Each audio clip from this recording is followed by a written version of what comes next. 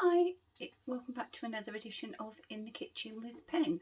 A while back, when I posted onto Instagram and onto the page a picture of my Philly cheesesteak dirty fries, people messaged me asking if there was a video to accompany it. Sadly, at that point there wasn't, but today we're going to rectify that, so come along whilst we make Philly cheesesteak dirty fries. Now really, it's so simple you wouldn't believe. What you need is some chips that you've cooked. They can be homemade, as in peeled all yourself. They can be frozen that you've purchased. They can be cooked anyhow you like, but they have to be cooked. So you need those. You also need some onions and some peppers that you have sautéed off. I've added a little bit of salt, pepper and mixed herbs to that. Then you'll need, obviously really, some cooked roast beef. And I've got some there and it's fairly finely sliced, and I'm going to tear that over the dish, but you'll see that in a minute. You will also need some cheese. Now traditionally you would use provolone cheese, so I've got some thinly sliced provolone just there. I've also got some mozzarella, because mozzarella melts really nicely. And then once it's all cooked, I've got some finely chopped spring onion just to make it look a bit pretty. So now to assemble. You need a tray. It doesn't matter what size your tray, what your tray is, it really doesn't matter.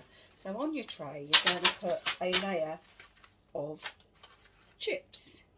Then you're going to layer up with some cheese, with some of the peppers and onions. Actually, I'm going to use my hands, to be quite honest, it's just as easy. With some peppers and some of the onions. Put as many or as few peppers and onions as you want. It's entirely up to you. And of course, let's not forget the mozzarella cheese, because this will bind it all together. Okay, so we've got that. We've got the mozzarella there now. And we need some roast beef. So just tear your beef and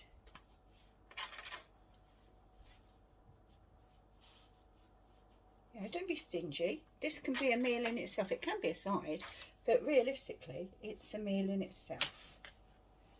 And I'm tearing the beef because I don't want big lumps of it. It all needs to be, you know, bite-sized, mouthful sizes.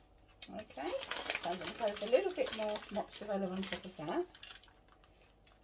And then we go chips. We just keep layering. And so long as you finish with a layer of cheese, I may add some more before I actually start to cook, I don't know, then it's fine because it will all just melt and become gooey and unctuous. So that really is all the prep that you need. It's so simple. It's so simple and it is such a tasty dish. So we will be back when it's time to cook this, and when I tell you it takes 10 to 15 minutes to cook, I'm sure you're all going to be making some dirty fries. So we'll be back at cook time. Right, it's time to cook. That noise you can hear in the background is the air fryer going. So I am just literally going to put this into the air fryer.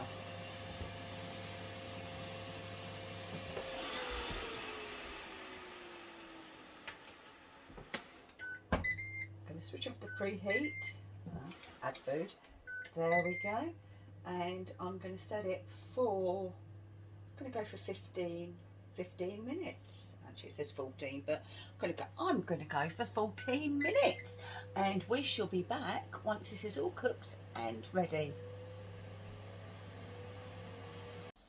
Let's just finish this with the chopped spring onions. So just add another dimension of flavour to this dish. You could use chopped parsley, you could add a few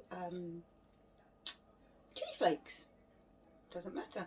Right, now without burning my tongue off, I'm going to try to taste some of this. Now I have pepper, onions, beef, chips. No, I don't have onion.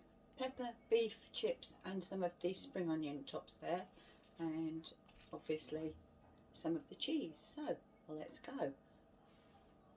I'm really scared it's hot.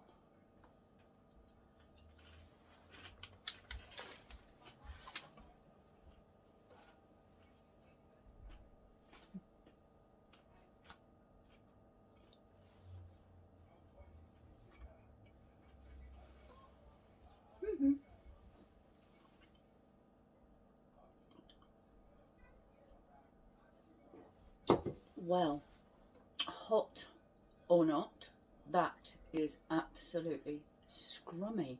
So do please try it. If you do, comment down below. Let me know what you think. If you like the video, yay, give us a thumbs up. If you like what we're doing, subscribe. If you want to be notified every time we put on a new video, ding that bell down there.